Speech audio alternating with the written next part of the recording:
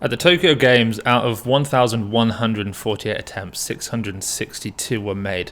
That's an average percentage in Tokyo of 57.6%. In this episode of the Weightlifting House news show, let's take a look at the most interesting stats from Tokyo. Let's have a gander at the biggest list from those athletes who weren't at the games, including a 170 kilo snatch from a 15-year-old and a 200 kilo snatch from a non-super. And also, let's get up to date with the latest in the IOC IWF drama that could lead to weightlifting being kicked out of the Olympic Games. This episode of the news show is also brought to you by ManScaped, but more on that later in the show.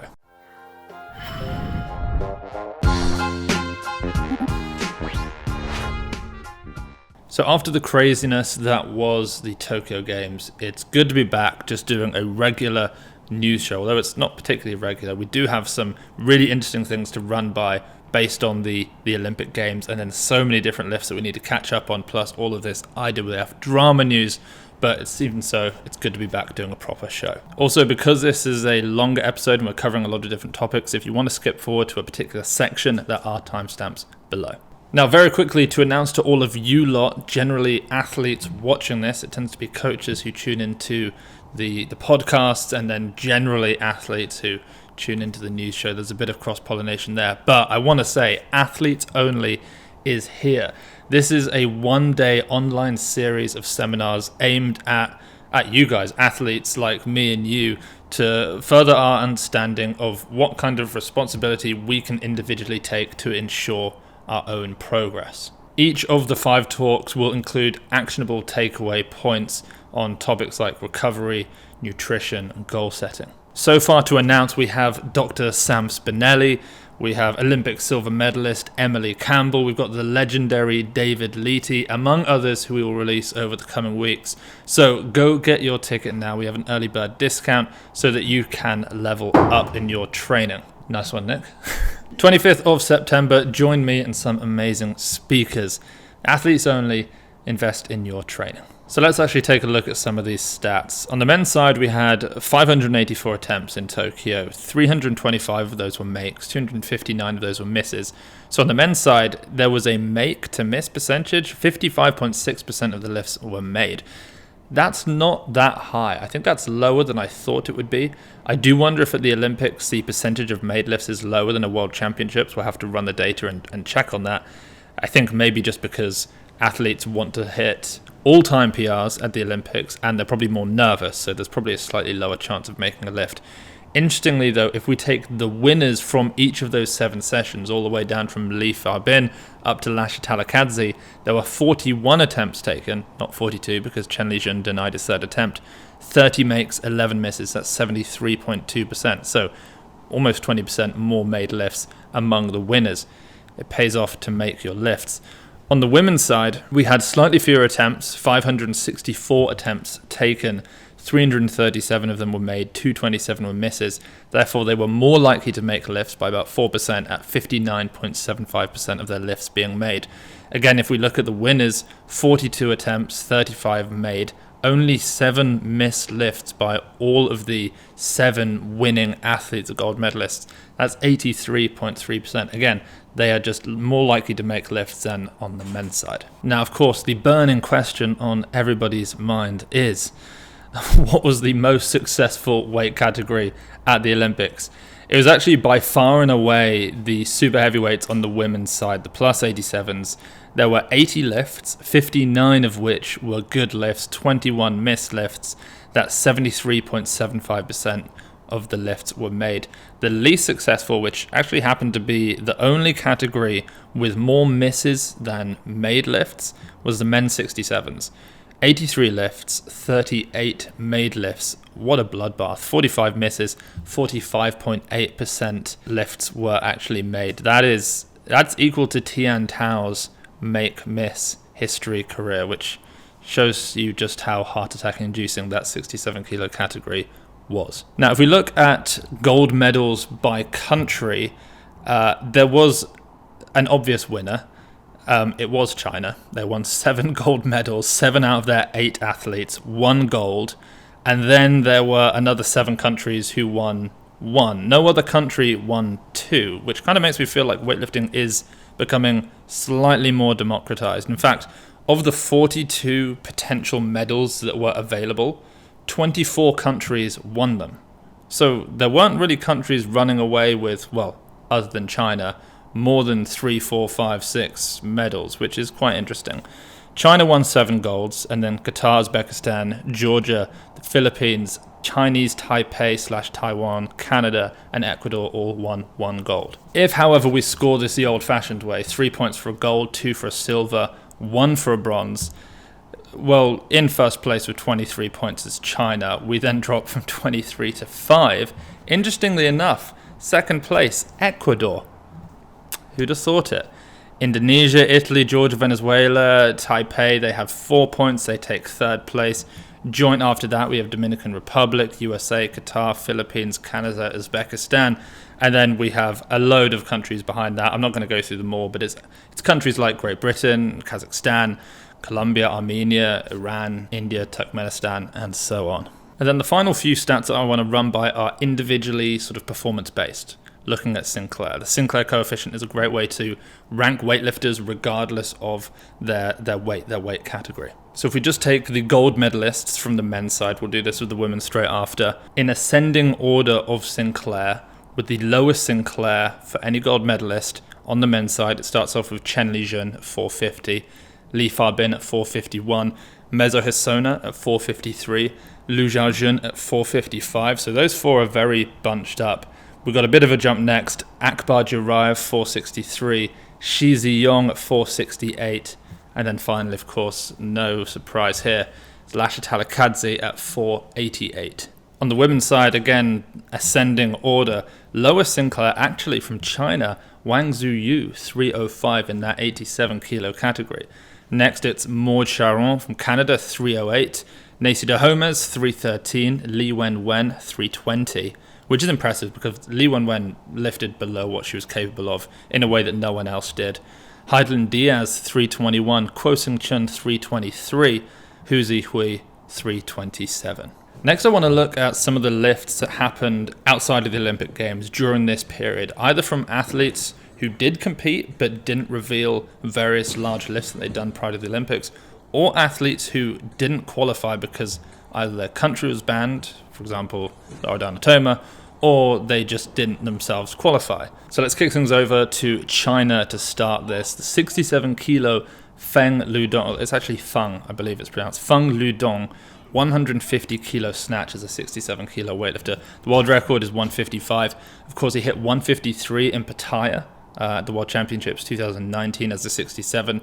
The most he's hit was as a 73. He did that 155. Next, an athlete who was at the Olympic Games and did actually win, we have Li Fabin, the 61 kilo weightlifter, who recently then released a video of a 190 kilo jerk. That's 16 kilos over the world record in that category. No wonder he won. Next, and you can't really not mention a non-super heavyweight doing any kind of variation in the snatch at 200 kilos. So Ruslan Nurudinov, the 2016 Olympic champion, still has that. He was pot, but he didn't lose that medal. From Uzbekistan, he hit a 200 kilo hang snatch. Now we've seen him snatch as much as, I believe there's a great video of a 205 prior, I believe, to the 2014 World Championships, or certainly prior to the 2016 Olympic Games. This, however, 200, we haven't seen that from him in a while. He also posted a 235 kilo clean and jerk. I know it was a hang snatch, but even so, 435 training total with variations. Well, it would win at the Olympics, that's for sure.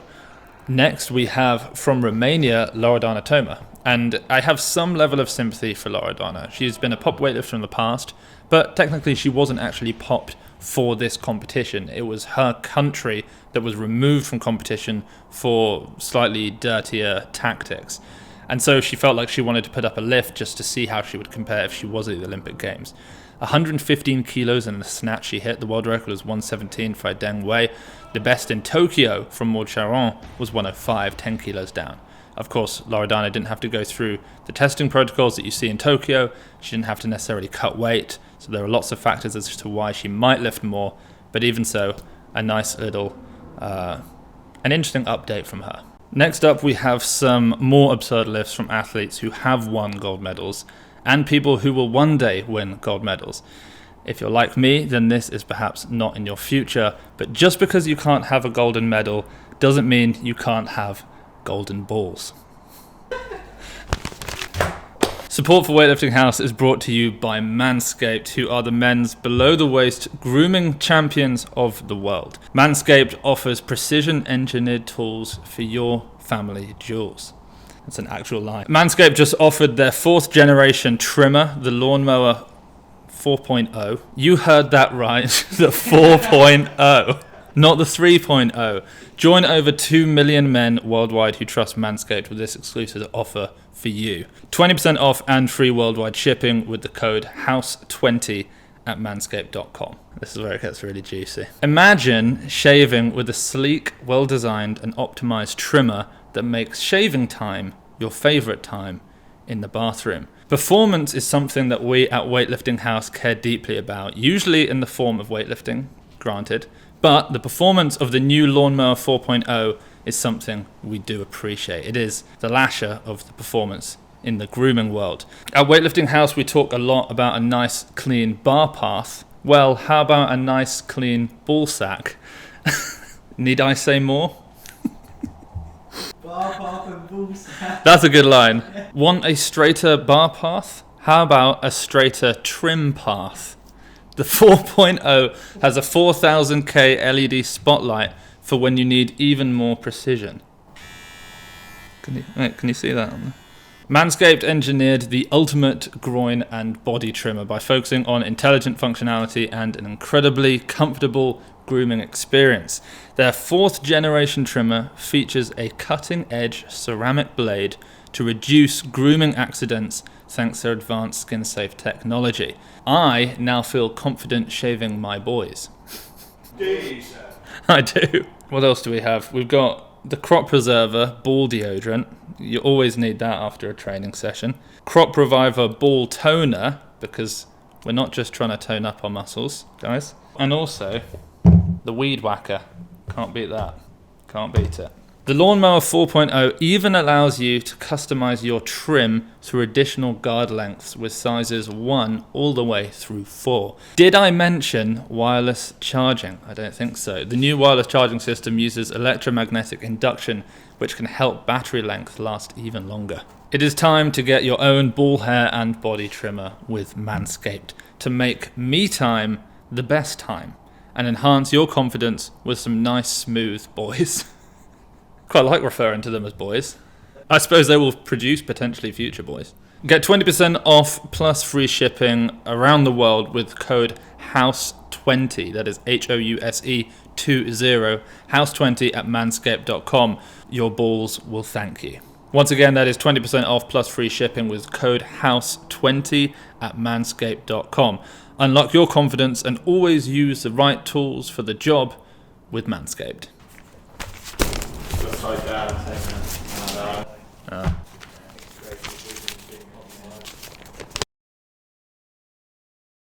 Over to the USA now, we have a few lifts that were not released from some of the Olympians because obviously they didn't want their competitors to know.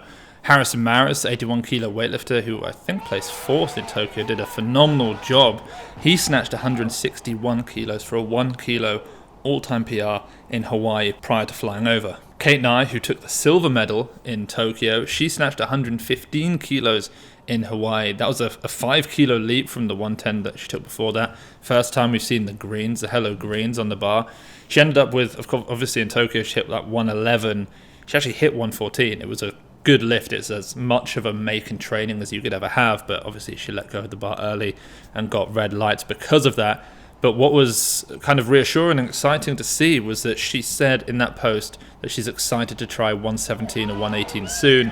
And I saw her making reference to either competing at the Worlds or Pan Am. So she said to me before she wasn't sure she was going to continue competing after this Games.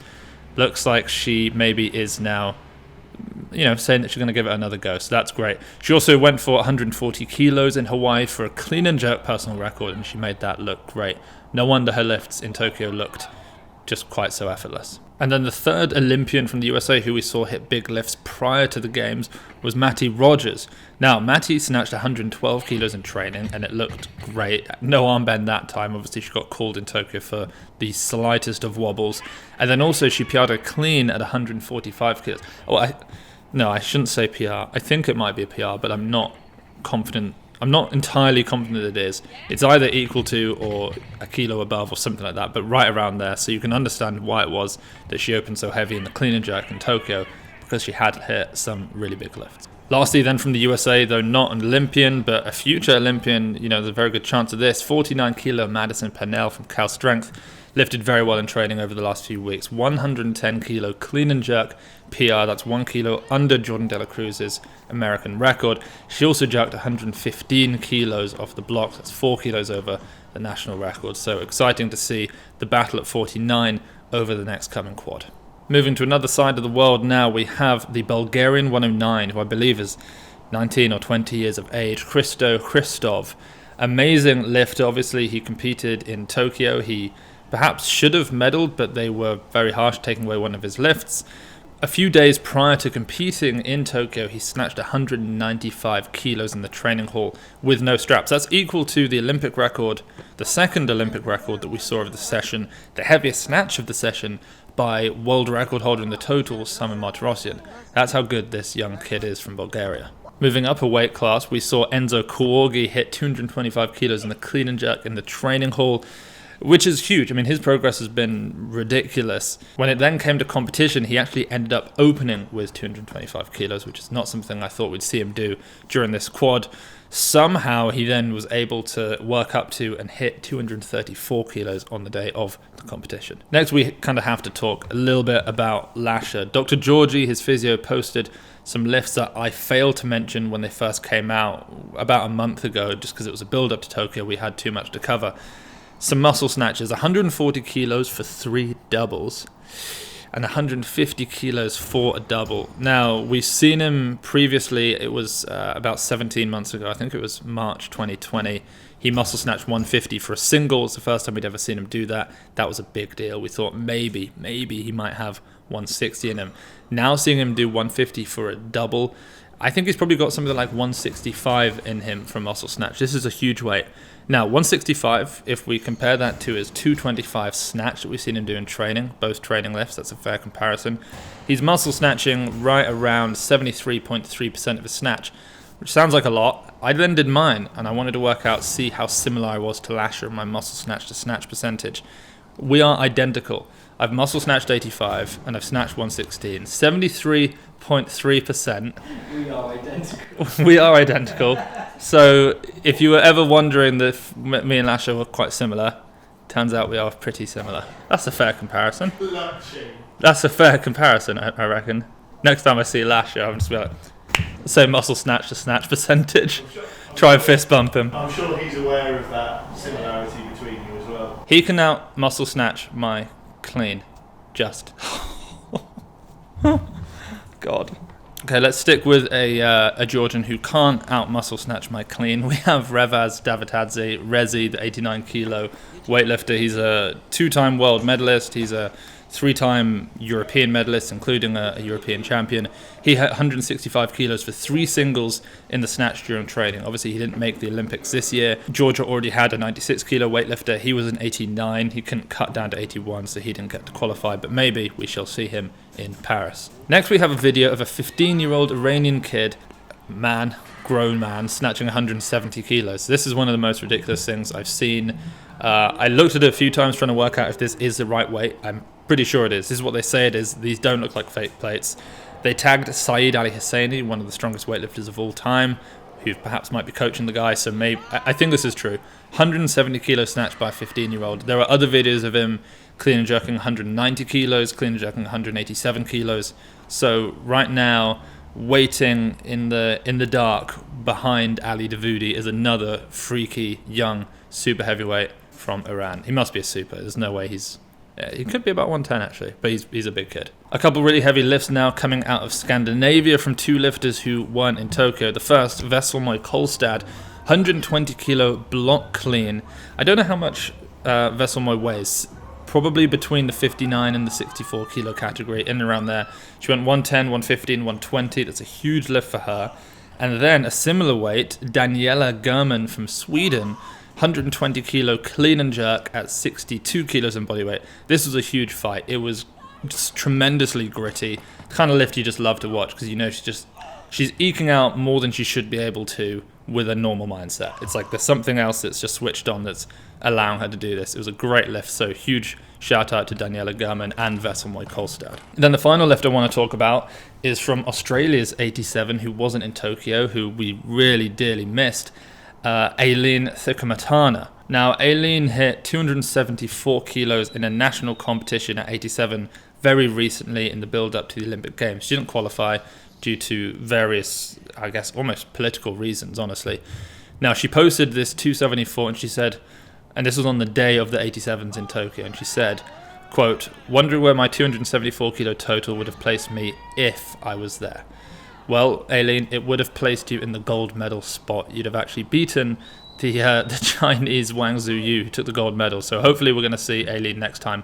Now, again, we've got to take into account Aileen wasn't lifting on an Olympic platform. That changes things. She didn't necessarily have to go through the cut. Well, I suppose she did make the cut. There were different testing protocols. There are lots of different things that, you know, might account for Aileen having outlifted Wang Zuyu. Also, Wang Zuyu maybe would have lifted more if she'd have needed to. But even so, kind of cool to see an Australian outlift the Chinese gold medalist and world record holder. So that's everything there. I think it's really important that we talk a little bit about what's going on between the IWF and the IOC, so that it becomes a sort of news that everybody in the sport of weightlifting understands, because we're facing a lot of, we're in a really tough situation at the moment. Now, over the last couple of years, we at Weightlifting House have reported a lot about the chaotic situation at the IWF through videos, podcasts, articles, all that sort of thing. But things are really coming to a head at the moment. It's absolutely not an exaggeration to say that at the end of this month, that's August, there is a good chance that weightlifting will be removed as an Olympic sport. Right now, it's hard to put an odds on it, but it genuinely feels around 50-50. So for anybody who hasn't been following the story and is new to this, here's a quick catch-up, a TLDR to get you up to speed. So international weightlifting was controlled for decades by Tamas Ayan, the president of the IWF, ex-president, who eventually left last year under a storm of corruption allegations, mostly connected to the manipulation of anti-doping. At that same time, the position of weightlifting as an Olympic sport was under threat. The official reason was its record of doping, especially around the 2012 Olympics and the 2016 Olympics. And that is an important factor, but the fact that weightlifting is a niche sport, or niche as you Americans say for some reason, it is a more likely target for removal out of the Olympic Games than other more popular sports that have had their own doping scandals. There are a group of what you might call reformers, and those seeking reform at the IWF had hoped that Ayan's departure would mean that things could move forward, and for a while it did actually seem like this was happening. America's Ursula Papandreou was appointed as the interim president with a reform agenda, and changes were made to anti-doping processes to make corruption just that little bit harder. Efforts were then started to expose the full extent of what happened historically with doping and weightlifting. Athletes were also given a stronger voice within the IWF. And all of this seemed to be increasing the chances that weightlifting would be a sport at Paris 2024, just 3 years away now. The IOC even made encouraging noises and listed us on their program. However, whilst Ayan had departed, much of the executive board at the IWF remained, and this old guard were essentially allies with Ayan during his tenure, and clearly are not particularly keen on seeing too much change at the IWF. That old guard essentially then removed Ursula Papandreou and replaced her with longtime IWF committee member Mike Irani from the UK. Now, notably, British weightlifting did not support his appointment and have since even called for him to resign along with the executive board, which says a fair amount about the guy. One of the IOC requirements for weightlifting to remain in the Olympics is a new constitution for the IWF. So basically, a constitution, these are the rules by which the IWF is run. And the IOC want rules put in place that will stop a Tamas Ayan situation happening again in the future. But those who currently hold power at the top of the IWF don't want to give it up, and so they are resisting all of these changes, even though we know that these changes will allow us to continue to participate in the Olympic Games. A new constitution was supposed to have been agreed upon before the Olympic Games, but a Congress last month failed to reach an agreement. 2/3 of the national weightlifting federations who are members of the IWF have to vote to change the constitution, but only half were prepared to support change. And this also is extremely disappointing because all member federations are aware of what's happening, and no more than half of them were willing to vote for change, to protect the athletes and the fans of the sport to remain in the Olympics. And so what did the IOC do? Well, during the Olympics, the IOC then changed its own rules to make it easier to exclude sports which are already on the program for the next games, like weightlifting. And they made it very clear that this rule change was directed at weightlifting, and that if the sport fails to make changes fast, meaning at the new constitution, it will be out of Paris. There were then some attempts to negotiate a new IWF constitution that would be acceptable to both reformers and the old guard, but the IOC made it clear that the compromise would not meet its requirements. The IOC wants the old guard out, and so do I, and so should you, and so do lots of the member federations to which we all belong. So that brings us to where we are now. There is one more change to satisfy the IOC and stay in the Olympics. The member federations will vote again in Congress in Doha from the 29th to the 30th of August. If no agreement is reached there, it seems all but certain that the IOC will swiftly move to remove us from the Olympics, and we won't be in Paris. It is, of course, impossible to know what the long-term side effects of losing Olympic status would be, but I think we can be sure that we'd be left with a very different sport than the one we have now. I have spoken in length about this topic on the Weightlifting House podcast. In fact, it's something that I'm going to be talking about on the next Morning Brew, the Patreon-only specific podcast, if you want to check that out. But we will do a video at some point soon laying out the potential future landscape of weightlifting without its Olympic status. That's absolutely everything there. Let's do a very quick people's lifts. 3 lifts I want to mention. We have Kenneth Stevens, aka Agent K109, which is a bit cheeky because he's a super, but he's put 109. We need to sneak a plus in there because he's given away false numbers here. But he is freakishly strong. Kenneth Stevens hit a 270 kilo pause front squat. I mean, that is, it's like 4 pounds off 600 pounds for a pause front squat. I'm not even convinced he has a belt on. In fact, I don't think he does. That is just stupid strength. Not sure if we have any, not sure if the USA has any weightlifters in the country who can do that, so at least not at that like international level, so that's huge. Next we have Graciano Rubio, aka Wall Street Weightlifter. He showed us his portfolio of monstrous lifts today. 375 pound hang snatch, that's 170 kilos. He weighs like 105. He's freaky strong. He did a 167 kilo press, like strict press, but like you know the kind of strict press where you don't move your legs or your knees or hips, but you sort of drop it, get a little stretch. Strictish press, plus push press, plus power jerk at 167. Done some freaky things, so definitely worth checking out Wall Street Weightlifter and Agent K109. And then finally, my boy Evan, who's not my boy, but I liked watching his lifts. E_VAN 73 kg. Evan with an underscore, 73 kg. 110 kilo snatch, that's a 4 kilo PR. He weighs 71, that makes these sound way better. He's a 71 kilo weightlifter. He snatched 110 for a 4 kilo PR. He then clean and jerked 131 kilos for a 1 kilo PR. That's a 241 kilo total. Very, very strong indeed. Oh, and also I wanted to mention there's a competition going on in Colchester in 2 weeks' time. I'll hopefully have a little picture of it right here. If you want to sign up, you'll be able to win a bunch of different Weightlifting House prizes, including actually the athletes only tickets. There's a link in their bio if you want to sign up to that. That's the Colchester competition. And guys, final thing, I know this is all a little bit tongue-in-cheek, but it really does help us over here at Weightlifting House. If you are interested in the Lawnmower 4.0 or anything else from ManScaped, then just use the code HOUSE20 and you'll get 20% off plus free shipping. I'll stick a link to all of that down below.